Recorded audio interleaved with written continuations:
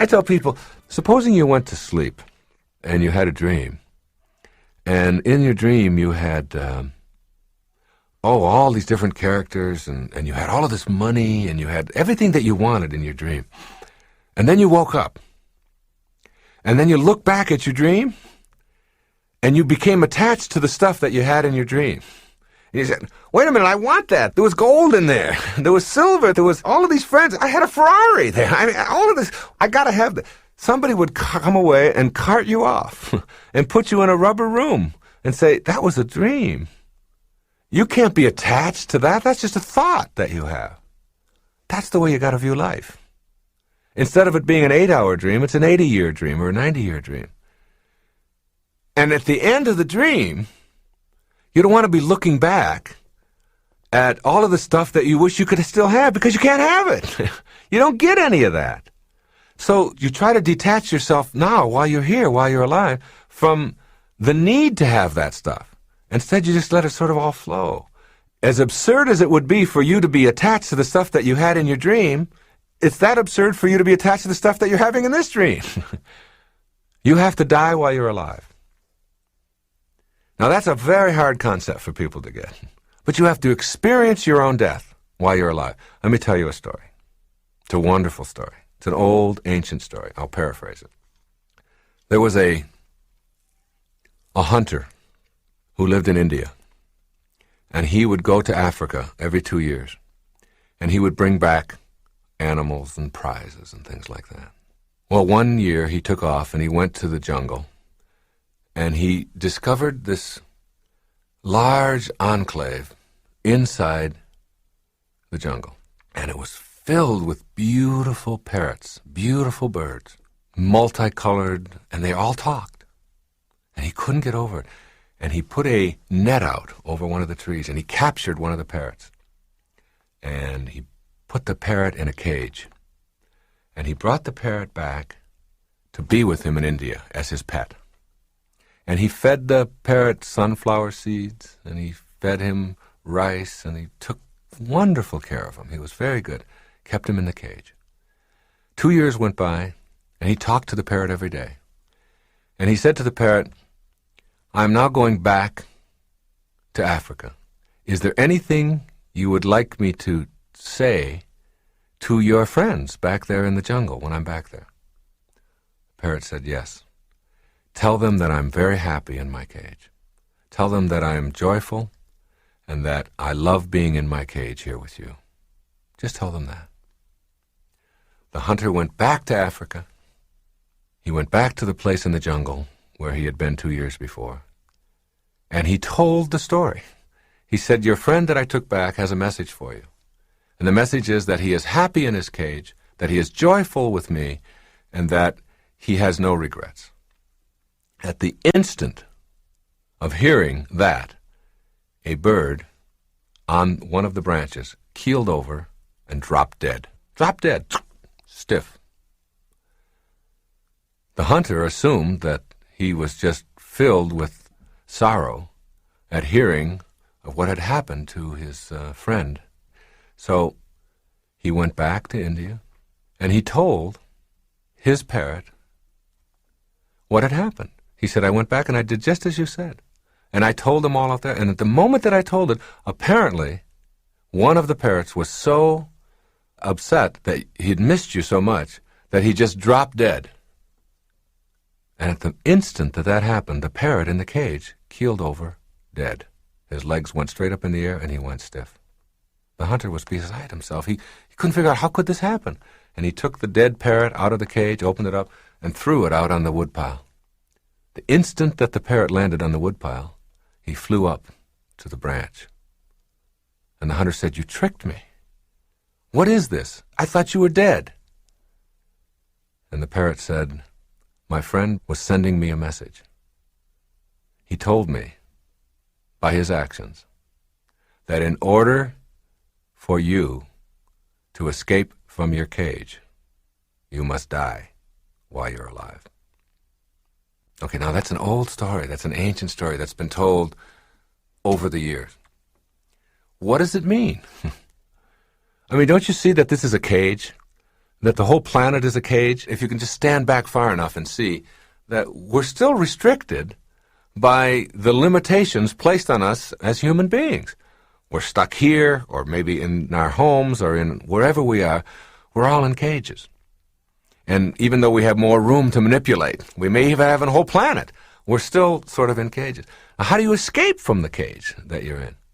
You have to die while you're alive. You have to literally experience your own death. All of us have to. All of us are going to die. So why not experience it in advance and see yourself out of your body, gone, but able to look back at what's going on now, just like the dream, where you have the dream and you have everything you want, but you're able to look back at it. As you do that, you begin to see the folly, the absurdity of hanging on to anything, of being attached to anything, of needing anything, of telling yourself that I can't be happy if, from the perspective of having died, but being able to look back on it just like the dream. As soon as you can do that, as soon as you can experience yourself formless, dimensionless, form and all of the attendant things that you hang on to become irrelevant. They're not necessary any longer. You have a whole new way of living, a new way of being. You want the truth of who you believe you are to mesh with what you're projecting outward. If this is unsuccessful, you're aware of it, even if you opt to ignore it. The imbalance surfaces in your daily interactions, showing up in feelings of being upset, out of sorts, confused, and often misunderstood. My intentions are good, so why is it that no one else sees it this way? And I try to be a good employee, a good father, a good citizen, and a good husband, but I always seem to be misconstrued or misjudged. This results in a continual state of frustration and even anger. You need to make a decision to realign yourself on an energetic basis to get the scales balanced between your idealized self and your realized self, as perceived by the majority of people in your life. Restoring the balance through realignment. When you balance the way you want to be with the way you're being received, there's a distinctly pleasurable feeling of being in harmony with life. It's not that you're seeking approval or groveling for respect or love. It's more that you're in the world in a way that's congruent with your inner desires to be the kind of person you are. You accomplish this by first noticing when you're feeling misperceived, then determining if your words and actions match the truth of your inner thoughts. This alignment check will eventually and almost automatically give you a reading that compares what you're projecting outwardly with what you're inwardly wanting to express. Let's take a look at some of these indices. This alignment check calls for self-honesty along with a willingness to experience radical humility in the process. 1. I am a loving human being. If you both desire and believe this to be true about yourself, then you're 2/3 of the way toward being in balance on this principle. Your desire to be a loving person, and at the same time, your truth that you are a loving person, leaves only the third element, how others perceive you. Here are some ways of being that are counterproductive to being perceived as a loving human being and create an imbalance. Having a strong position of hatred toward anyone or any group of people, you're out of balance. Violence in any form, including aggressive verbal outbursts, you're out of balance. Support for weapons designed to produce megadeath explosions, you're out of balance. You enjoy being entertained by films portraying hatred and killing, you're out of balance. Verbally belittling others' beliefs and insisting that your beliefs are superior, you're out of balance. Let your thoughts of love become the driving force behind your unloving behaviors. This is true alignment. Begin looking at the world as a vast mirror reflecting back to you exactly what you are. If you truly are a loving human being, the world will look like a loving place to you, and this will be how you'll be perceived.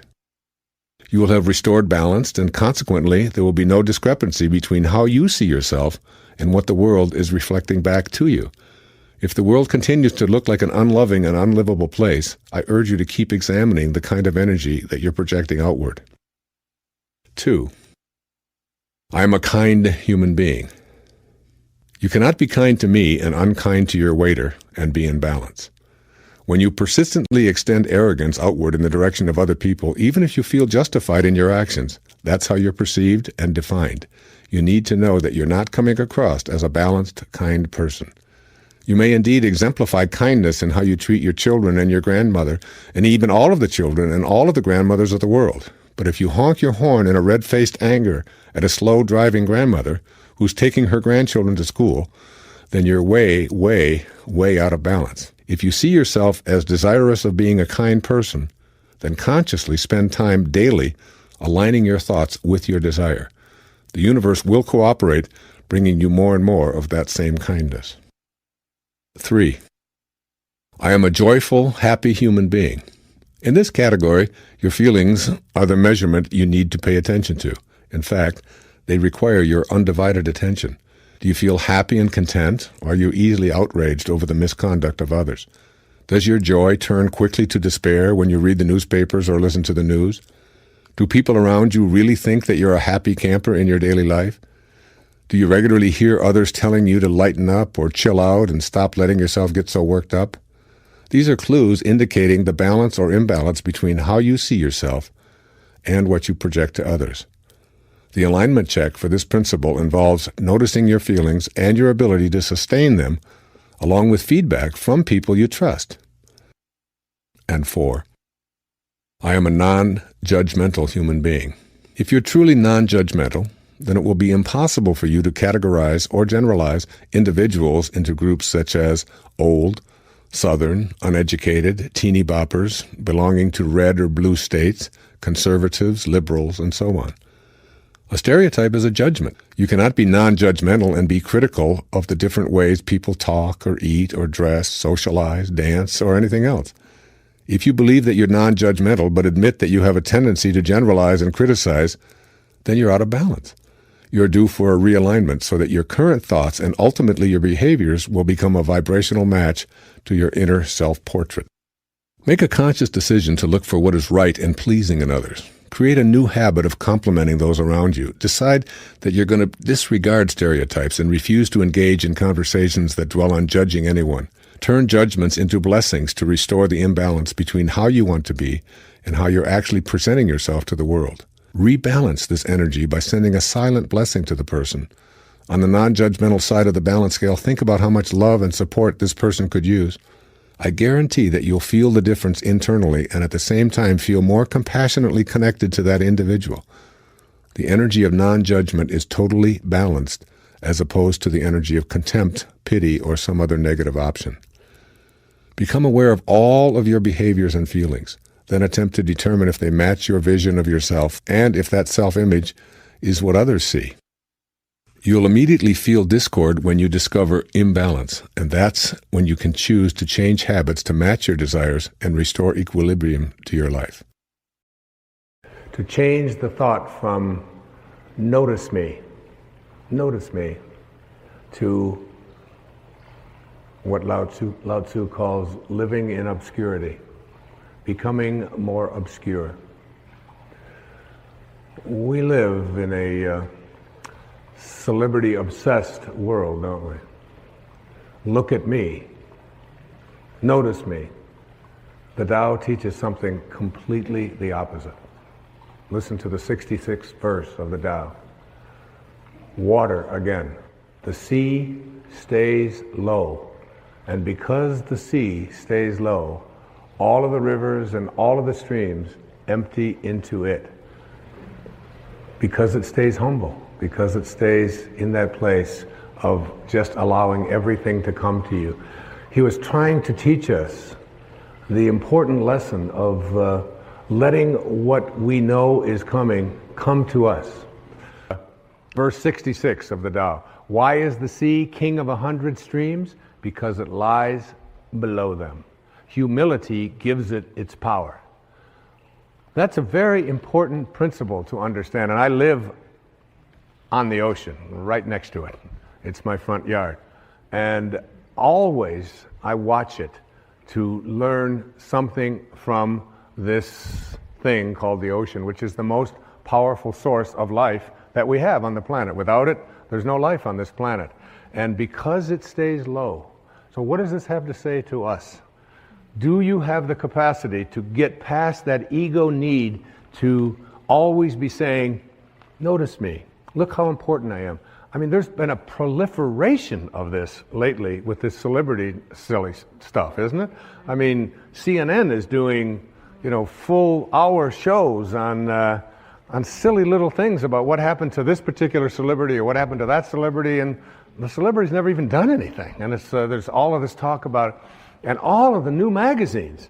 I mean, and you go through an airport and you look on the newsstand and all the same photos, just with different magazines. I don't even know what the names of all of them are, but there's like this huge market now that we have for people to get into a state of notice me, notice me, notice me. And how much do we train our young people, particularly in our schools and so on, that the one who is the star is the one who gets the most attention. The one who is the most important and the most valuable is the one that has the most people liking them and so on. This constant obsession with needing to be noticed. When in fact, what I have found for myself is the happiest moments of my life are when I can do it low and slow and not have anybody out there even know what I'm doing. To be able to, Louise never would have advertised the fact of some of the things I talk about with her generosity. She does it anonymously. It's almost always done in those ways. No, look at me, look and notice me, how important I am, and so on. So much to learn from that kind of wisdom, from that kind of inner connection to the Tao, the ability and the willingness to do it anonymously, to say that you can just get done almost anything that you want to get done if you don't become obsessed with taking credit for it. In the 36th verse of the Tao Te Ching, it says, "The gentle outlast the strong. The obscure outlast the obvious." Try to become a little more obscure, a little less interfering, a little less notice me, a little less, one of the specific kinds of things that you can do is just as you're about, when somebody else is talking, just as you're about to interject what you've been thinking about for the whole time, waiting for them to stop talking, to stop and to bite your tongue and say, "Tell me more." Or, "That's very interesting. I have never heard that point of view before." Even if they totally, completely disagree with everything that you stand for, to be willing to listen, to be able to stop. Practice it. I practiced it when I did these verses of the Tao. I practiced it every single day while I was working on that. Just staying obscure. And for me, that's not always so easy because of just being recognized wherever I go. And if I saw someone who was about to recognize me, I would just put my head down. I would just walk a little bit past them like something. Right now, I just want to be anonymous. Right now, I want to be obscure. The Tao says, storms always end. Verse 23, fierce winds don't blow all morning. A downpour of rain doesn't last all day. Who does this? Heaven and earth. You're already connected to everything you want or need. It will come to you at the exact perfect time, as the rivers and the streams come to the ocean at the perfect time and place. You gotta trust. You gotta know it's going to come to you. You don't have to chase after it. You can become a little less obsessed with your ego and your self-importance and who you are and what you've done, and you can get so much more done. And you know what? It's the most peaceful and sweet, delicious way. It's like the song that Cecilia was singing about the rose. Thank you so much, and God bless you.